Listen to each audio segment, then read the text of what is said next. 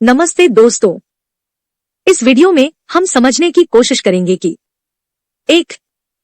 पुरानी pension scheme क्या है। 2. पुरानी पेंशन स्कीम को कौन कंट्रोल करता है। 3. यह कब और कैसे लागू हुई थी। 4. आजकल यह स्कीम क्यों देश भर में चर्चा का विषय बनी हुई है। 5. क्यों देश के करोड़ों कर्मचारी और रिटायर्ड कर्मचारी इसके फायदे और नुकसान की चर्चा कर रहे हैं। पुरानी पेंशन स्कीम पर सभी प्रश्नों के समाधान के लिए मैं आप सबको मेरे हस्बैंड श्री प्रेमपाल सिंह चौहान से मिलवाती हूं, जो इस विषय के जानकार है और national fertilizers limited employees union में विभिन्न पदों पर काम कर चुके हैं एवं national fertilizers limited officer association में महासचिव, अध्यक्ष, सेक्रेटरी जनरल एवं चेयरमैन जैसे पदों पर कार्य कर चुके हैं। इनको 37 साल से भी ज्यादा का नेशनल फर्टिलाइजर्स लिमिटेड में काम करने का अनुभव है। तो चलते हैं। हेलो दोस्तों, आज से आपका फिर स्वागत है। आज हम वो स्कीम पर वीडियो लेके आए हैं। स्कीम क्या है जिसकी वजह से पूरे देश में इतना हंगामा है।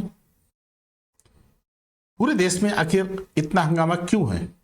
सेंट्रल गवर्नमेंट के एम्प्लॉइज, स्टेट गवर्नमेंट के एम्प्लॉइज एंड सभी जो ओल्ड पेंशन स्कीम से जुड़े हुए हैं, वो सभी आज महसूस कर रहे हैं, क्योंकि आपको मालूम है कि 2004 से न्यू पेंशन स्कीम लागू कर दी गई थी। हम अभी न्यू पेंशन स्कीम में लागू करने के में नहीं जाएंगे। आज हम ये बात करना चाहते हैं कि आखिर ओल्ड पेंशन स्कीम की डिमांड क्यों है। क्या ओल्ड पेंशन स्कीम वास्तव में ही आज की जितनी भी पेंशन स्कीम है, जैसे एम्प्लॉय पेंशन स्कीम, एनपीएस, इनसे अच्छी है, और क्यों आज ये राजनीतिक मुद्दा बन गई है। आज आपको मालूम है कि राजस्थान गवर्नमेंट, छत्तीसगढ़ गवर्नमेंट और Himachal Pradesh government old scheme लागू कर चुकी है। एम्प्लॉइज को 2004 से पहले जो ज्वाइन किए हैं, इवन 2004 के बाद जो ज्वाइन किए हैं, उनको एक ऑप्शन दिया है कि आप दोनों में से कौन सी पेंशन स्कीम चूज करना चाहते हैं। तो जैसा पता लग रहा है कि लोग ओल्ड पेंशन स्कीम की तरफ ही जाना चाहते हैं। यहां तक कि सेंट्रल गवर्नमेंट ने भी एक आदेश जारी किया है कि जो लोग पेंशन स्कीम को ऑप्ट करना चाहते हैं वो अगस्त तक अपने ऑप्शन दे सकते हैं। तो यानी ओल्ड स्कीम क्या है और इतना हंगामा पूरे देश के अंदर क्या है। ओल्ड स्कीम की वजह से ये माना जाता है कि हिमाचल प्रदेश की जो सरकार बनी है वो केवल ओल्ड स्कीम पर उनके वादे की वजह से बनी है, वरना महसूस किया जा रहा था कि हिमाचल प्रदेश में पुरानी सरकार ने अच्छा काम किया था और उसके बदलने का कोई कारण नहीं था। लेकिन ये कर्मचारी ही हैं देश के, ये हिमाचल के कर्मचारी ही हैं जिन्होंने ओल्ड पेंशन स्कीम के लिए सरकार को बदल डाला। यानी कितनी महत्ता है इसकी, हम ये समझने का आज प्रयास करेंगे। सबसे पहले हम जानेंगे कि ओल्ड पेंशन स्कीम की हिस्ट्री क्या है। देखिए, ओल्ड पेंशन स्कीम बहुत पुरानी है। Royal commission on civil establishment 1881 में फर्स्ट टाइम अंग्रेजों के कार्यकाल में एक गवर्नमेंट एम्प्लॉय को यह पेंशन दी थी। तो ये 1881 में फर्स्ट टाइम पेंशन दी गई थी।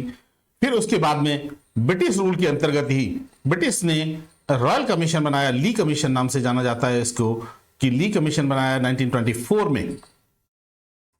और 1924 में उन्होंने फिर एक स्कीम रिकमेंड की और जिसमें उन्होंने बताया कि half salary, last drawn half salary जो है वो मिलना चाहिए जो भी लोग गवर्नमेंट की सर्विस में होते हैं उनको इंडिया के अंदर।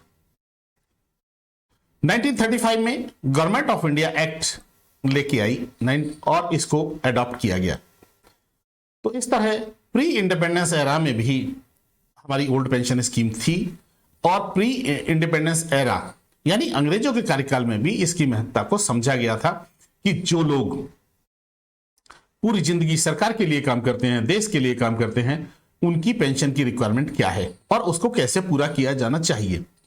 ये तो निश्चित है कि जब आप गवर्नमेंट के काम करते हैं, 30-35 साल तक गवर्नमेंट को समर्पित करते हैं, तो गवर्नमेंट को भी यह सोचना चाहिए कि इनकी बाद की लायबिलिटी हमारे ऊपर है। इसीलिए ये ओल्ड पेंशन स्कीम लाई गई थी। तो ये रही हिस्ट्री। अब मैं ये समझाने का प्रयास करूंगा कि ओल्ड पेंशन स्कीम एक्चुअली है क्या।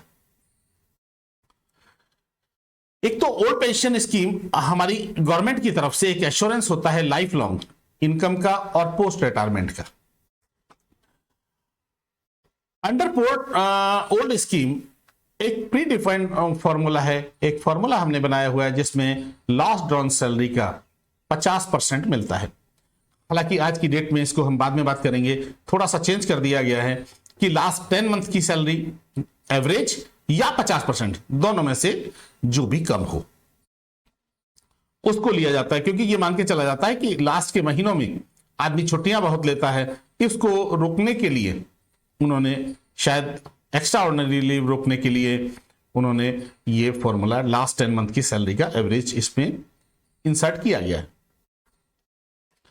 इसमें सबसे अच्छी बात यह है कि जैसे ही साल में 2 बार डीए रिवाइज होता है, ये पेंशनर्स को भी डीए का बेनिफिट मिलता है उसी अनुपात में जिस अनुपात में हमारी पेंशन लगी है। और सबसे बड़ी बात इसमें क्या है कि पेंशन स्कीम में हमें कुछ अपनी तरफ से देना नहीं पड़ता। ये जो भी होता है ये सरकार की लायबिलिटी होती है। एक कोई भी नो डिडक्शन, किसी भी प्रकार का डिडक्शन हमारी सैलरी से नहीं होता, जबकि ईपीएस के अंदर हमारी सैलरी से डिडक्शन होता है।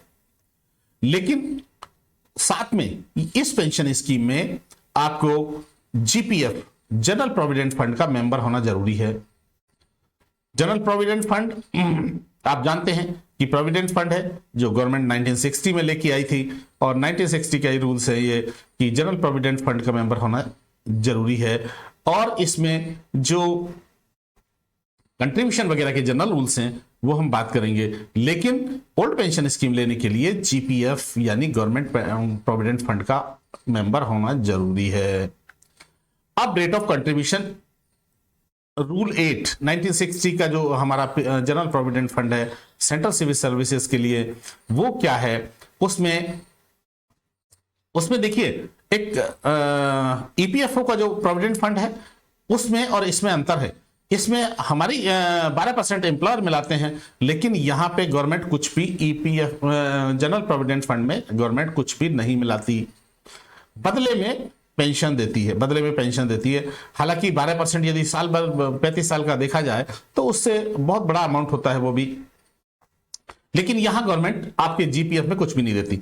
जीपीएफ में जो मिनिमम अमाउंट है नॉट लेस देन 6% आपके अमलमेंट का, यानी basic plus DA total wage का 6% आप कटवा सकते हैं। 6% कटवाना कंपलसरी है, आप इससे ज्यादा भी 8% तक भी कटवा सकते हैं, हायर रेट पे 8% तक कटवा सकते हैं। ठीक है, इस तरह टोटल अमाउंट का किसी भी कीमत पे जो 8% से कम नहीं होना चाहिए। और ये स्कीम को डिसकंटिन्यू कर दिया गया था 2004 में, ओल्ड पेंशन स्कीम को। इसलिए हम ओल्ड पेंशन स्कीम की बात को डिसकंटिन्यू कर दिया गया था, यानी न्यू आने वाली पेंशन स्कीम की बात, एनपीएस की बात हम अलग किसी वीडियो में करेंगे। आफ्टर इंडिपेंडेंस 1972 में सिविल सर्विसेज रूल्स आए थे जो कि आर्म्ड फोर्सेस के लिए और सिविल सर्विसेज के लिए लागू हुए थे। ये आज की डेट तक में 1972 में जो रूल्स आए थे, डिटेल में रूल आए थे, वो जो सिविल सर्विसेज के लिए थे, उसमें इन पेंशन के लिए इन पेंशन का पूरा अधिकार दिया गया था एम्प्लॉयज को। एक बहुत ही महत्वपूर्ण केस है नाकरा केस। इसको जानना बहुत जरूरी है कि नाकरा केस क्या था और क्यों था। नाकरा केस में एक्चुअली हुआ क्या था कि डीएस नाकरा, ये श्री डीएस नाकरा फाइनेंशियल एडवाइजर थे मिनिस्ट्री ऑफ डिफेंस में, और ये 1972 को रिटायर हो गए थे। बाद में क्या हुआ कि गवर्नमेंट ने एक, ये पहले मैंने दिया है कि गवर्नमेंट ने एक अमेंडमेंट किया, पहले किया था ये 31 मार्च 1979 को, कि कुछ जो कंपटीशन का फॉर्मूला है उसको लिबरलाइज किया था। उसमें कुछ चेंजेस किए होंगे, हम उसकी डिटेल में नहीं जाना चाहेंगे। हमें जो कोर्ट का डिसीजन है उससे मतलब है। तो 1979 में ये 31 मार्च 1979 को इस 72 रूल्स में कुछ अमेंडमेंट करते हुए जो हमारा कंपटीशन का फॉर्मूला था उसको थोड़ा लिबरलाइज किया गया था, एंड वो केवल 1979 से बाद वाले लोगों पे लागू होगा, ये उसमें मेन था। बाद में इन्होंने इसको अमेंड कर दिया, थोड़े ही दिन बाद सितंबर 79 में से अमेंड कर दिया गया और आर्म्ड फोर्सेस पर्सनल के लिए भी ये लागू कर दिया गया कि वो भी लोग जो लिबरलाइज फॉर्मूला है, जो यूं कहें कि जो मॉडिफाइड फॉर्मूला है उसको लागू कर दिया गया। तो डीएस नाकरा चूंकि 1972 में रिटायर हो चुके थे, इनको लगा कि यदि गवर्नमेंट ने इस फॉर्मूले को लिबरलाइज किया है तो ये हमारे लिए भी होना चाहिए था, ये कंपटीशन हमारे लिए भी होना चाहिए था, लेकिन हमारे लिए नहीं हुआ। तो उन्होंने सुप्रीम कोर्ट में डायरेक्ट आर्टिकल 14 के अंदर फंडामेंटल राइट के लिए आप आर्टिकल 32 के अंतर्गत सीधे सुप्रीम कोर्ट में जा सकते हैं। तो डीएस नाकरा सर ने यही किया कि उन्होंने सीधे सुप्रीम कोर्ट में इसको चैलेंज किया कि जो लिबरलाइज किया गया फॉर्मूला वो हमारे ऊपर भी लागू होना चाहिए। वैसे आर्टिकल 14 ये कहता है right to equality. Right to equality में यह है कि यदि आपने 1979 के बाद उसे लागू किया है तो वो हमारे ऊपर भी लागू होना चाहिए था। ये एक रिट डाली गई कोर्ट में। कोर्ट में उस समय की जो कॉन्स्टिट्यूशन बेंच थी, कोर्ट ने इसे सुना और सुनने के बाद में उनको लगा कि ये तो बहुत बड़ा इशू है। तो जानते ही हैं, जब भी कोई रिट सुप्रीम कोर्ट में जाती है तो सुप्रीम कोर्ट में पहले उसे 2 जज की बेंच सुनती है, और यदि उनको लगता है ये इशू बड़ा है तो वो फिर 3 जज की बेंच में जाता है, और फिर बाद में वो 5 जज की बेंच में जाता है। यदि इशू उनको 3 जज की बेंच को और लगता है कि नहीं, इसका डिसीजन बहुत बड़ा होने वाला है या ये बहुत ही कॉम्प्लिकेटेड इशू है, तो ये 5 जजेस की बेंच थी। 1982 की बात है, 1980 के आसपास डिसीजन मतलब कोर्ट केस किया गया था, और 17 दिसंबर 1982 को डिसीजन आया था इसका। इसमें देखिए जस्टिस कौन कौन थे। जस्टिस थे चीफ जस्टिस वाई.वी. चंद्रचूड़, जो आज के हमारे चीफ जस्टिस हैं, इनके पिताजी। Justice D A. Desai, justice V D. Tuljapurkar, justice O C. Reddy and justice Baharul Islam. तो इस तरह ये 5 जजेस की बेंच थी। उन्होंने जब डिसीजन दिया 1982 में, 7 दिसंबर 1982 को ये डिसीजन आया, तो उन्होंने ये तो कहा ही कि ये गलत है, और जो डिसीजन है 1979 के बाद में जो लिबरलाइज पॉलिसी है वो इन पे भी, नाकरा साहब पे भी लागू होनी चाहिए, क्योंकि आपने कोई भी रूल अमेंडमेंट नहीं किए हैं। 1972 के जो सीसीएस रूल्स थे लागू वही है, सिर्फ आपने एक फॉर्मूला लिबरलाइज किया है, तो वो लिबरलाइज फॉर्मूला उन नाकरा साहब के ऊपर भी, यानी 1972 में यदि वो रिटायर हुए तो उनके ऊपर भी लागू होना चाहिए था, और उसको बेनिफिट उनको भी मिलना चाहिए था। इशू ये नहीं है जिस वजह से मैंने इस केस को लिया है।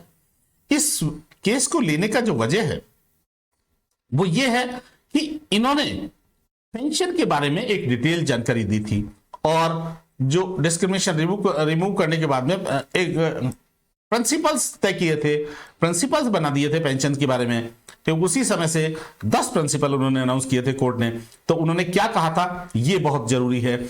आज के संदर्भ में भी नाकरा केस को बहुत सम्मान के साथ लिया जाना चाहिए कि नाकरा साहब की वजह से ये सब हुआ।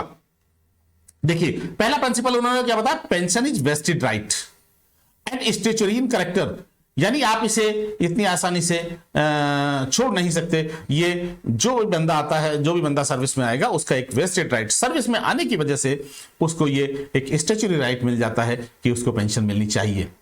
दूसरा उन्होंने कहा था ऑल पेंशनर्स वन में क्लास फॉर्म करते हैं डेट ऑफ रिटायरमेंट के बाद में, irrespective of their post and वगैरह वगैरह। उन्होंने कहा था केवल एक क्लास बन जाती है रिटायरमेंट की, रिटायरमेंट पर्सनल्स की, रिटायरीज की एक क्लास बन जाती है और ये एक क्लास में आते हैं। उन्होंने ये भी कहा था ये कोई खैरात नहीं है, the pension is not bounty and it is not the grace depending upon the sweet will of the employer. ये कोई एम्प्लॉयर की मर्जी के ऊपर नहीं चलेगा कि एम्प्लॉयर उसे दे या ना दे, ये कोई बाउंटी नहीं है, ये उसका अधिकार है। प्रिंसिपल नंबर 4 में उन्होंने कहा pension is not x gratia payment but it is the payment for the past service rendered. ये आपने जो पिछले 35 साल या 40 साल या 30 साल जो भी सर्विस की है उसका बेनिफिट है हमारे लिए, ना कि कोई एक्स ग्रेशिया नहीं है। पेंशन इज राइट, इन्होंने ये भी कहा था पेंशन आपका अधिकार है एंड ये एम्प्लॉयर के डिस्क्रिप्शन के ऊपर डिपेंड नहीं करता and grant of pension does not depend upon the ones description. Pension इसके ऊपर भी मतलब वही डिस्क्रिप्शन के ऊपर आपकी मर्जी के ऊपर नहीं चलेगा। Pension is term applied for periodic money payment, ये भी इन्होंने आफ्टर एक सर्टेन एज, ये भी सुप्रीम कोर्ट ने कहा था। Pension payable to the employee is earned by rendering long and efficient service, यानी इतनी लंबी सर्विस करने के बाद में आदमी पेंशन अर्न करता है, ना कि आप उसे देते हैं। Pension is retirement benefit in consonance with the furtherance of the goal of the constitution. Constitution का जो गोल है हमारे देश के अंदर वो एक वेलफेयर स्टेट का है। ये भी इन्होंने कहा, इसी बेंच ने कहा था कि ये रिटायरमेंट बेनिफिट है, ये इन कंसोनेंस इसकी कॉन्स्टिट्यूशन से रिलेटेड है ये, और ये हमारा जो है देश जो है हमारा वेलफेयर स्टेट है। इस वजह से ये पेंशन किसी की मर्जी पे नहीं है, कि कोई खैरात नहीं है। कैसे कैसे वर्ड यूज किए थे सुप्रीम कोर्ट ने उस समय। The pension scheme consistence with the available resources must provide the pensioner would be able to live in life free from want, decency, independent and well respect and at standard equivalent of pre retirement level. यही सब है कि pension scheme की history के साथ साथ, old pension scheme की history के साथ साथ मैंने आपको ये ओल्ड पेंशन स्कीम की हिस्ट्री के साथ साथ ये बताने का प्रयास किया है कि पेंशन स्कीम क्या है, और नाकरा केस से ये हमारा अधिकार है, ये हमारी कोई सरकार की सुप्रीम कोर्ट ने ही जो वर्ड यूज किए थे, ये हमारा वेस्टेड राइट है, ये कोई खैरात नहीं है, ये कोई बाउंटी नहीं है, ये कोई ग्रेस नहीं है, एम्प्लॉयर की मर्जी के ऊपर नहीं चलेगा, ये कोई एक्स ग्रेसिया नहीं है, ये हमारा राइट है ये, और सुप्रीम एम्प्लॉयर के डिस्क्रिप्शन के ऊपर भी नहीं दी जाती है। आदमी एक लंबी सर्विस के बाद इसको अर्न करता है पेंशन को, इसीलिए ये, और ये कॉन्स्टिट्यूशन के अनुरूप है। कॉन्स्टिट्यूशन हमारा देश का जो कॉन्स्टिट्यूशन है, कॉन्स्टिट्यूशन एक वेलफेयर स्टेट है, और वेलफेयर स्टेट होने के नाते ये हमें दिया गया है। इसीलिए पेंशन स्कीम ये इसलिए भी जरूरी है कि जो रिटायरमेंट के टाइम पे आदमी को किसी प्रकार की जरूरत हो तो वो पूरी हो सके, आदमी अपनी डिग्निटी के साथ रह सके, इसलिए ये पेंशन हमारे लिए बहुत जरूरी है, और पेंशन कोई खैरात नहीं है। ये सुप्रीम कोर्ट का डिसीजन था, इसीलिए मैंने सुप्रीम कोर्ट का डिसीजन का जिक्र किया है कि सुप्रीम कोर्ट के डिसीजन में भी ये सब बातें कही गई हैं। आज जो सब बातें बार बार आ रही हैं गवर्नमेंट के ऊपर, ये कोई खैरात नहीं गवर्नमेंट दे रही है। पुरानी पेंशन स्कीम पर यह वीडियो आपको कैसी लगी कमेंट करके जरूर बताएं, ताकि मैं इसमें सुधार कर सकूं। इस वीडियो को देखने के लिए धन्यवाद। लाइक और सब्सक्राइब करें, बेल आइकॉन जरूर दबाएं।